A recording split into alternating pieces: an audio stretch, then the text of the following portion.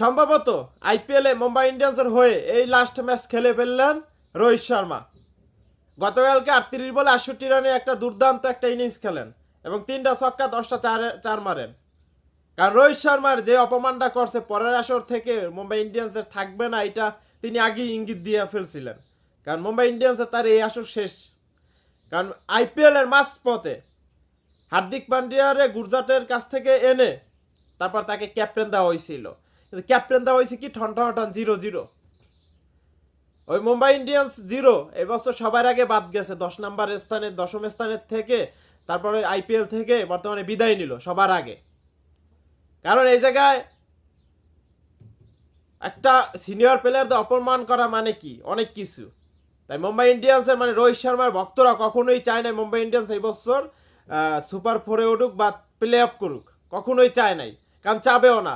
Mumbai Indians Rohit শর্মাকে যেরকম অপমানটা করছে এটা উচিত হয় না। কারণ তিনি একটা সিনিয়র প্লেয়ার, 5টি শিরোপা এনে দিয়েছে এই মুম্বাই ইন্ডিয়ান্সে এই রোহিত শর্মা। তাকে এরকম অপমান করাটা মুম্বাই ইন্ডিয়ান্সের উচিত হয় নাই। তাই সবার আগে গাট্টি বস্তা বাইন্দা যাও বাড়ি। গতকালকে লকলো 215 রানে টার্গেট দেয়, 14 রানে টার্গেট দেয়। সেই জায়গায় পুরানে কি মাইটটা না দিয়েছে, 29 বলে 75 রান ফাড়াই আলছে। এই কারণেই বলা হয় ক্যারিবিয়ান পাওয়ার।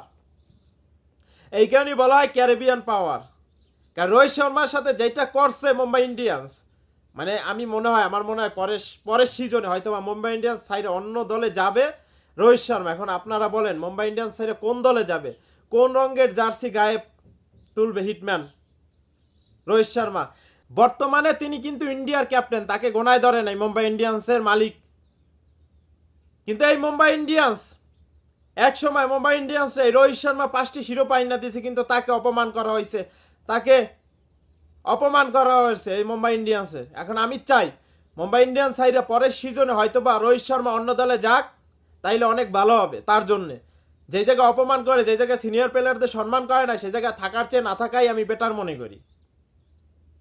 এখন আপনারাই বলেন মুম্বাই ইন্ডিয়ান্স সাইডে কোন দলে যোগ দিবে, কোন রঙের জার্সি গায়ে জড়াবে হিটম্যান খ্যাত রোহিত শর্মা? আর ওই দলের বা মুম্বাই ইন্ডিয়ান্সের যে ক্যাপ্টেন বর্তমানে হার্দিক পান্ডিয়া, না আছে বোলিংয়ে, না আছে ব্যাটিংয়ে, না আছে ক্যাপ্টেন্সিতে।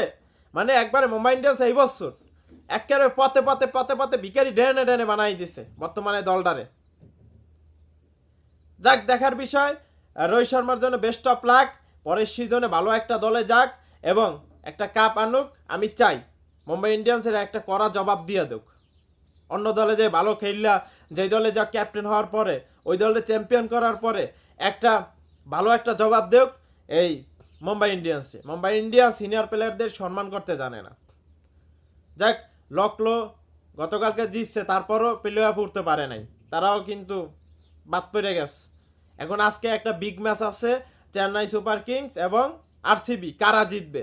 আরসিবি হারলে বাদ, চেন্নাই সুপার কিংস জিতলে সরাসরি প্লে অফে, আরসিবি জিতলে সরাসরি প্লে অফে। Best of luck RCB CSK.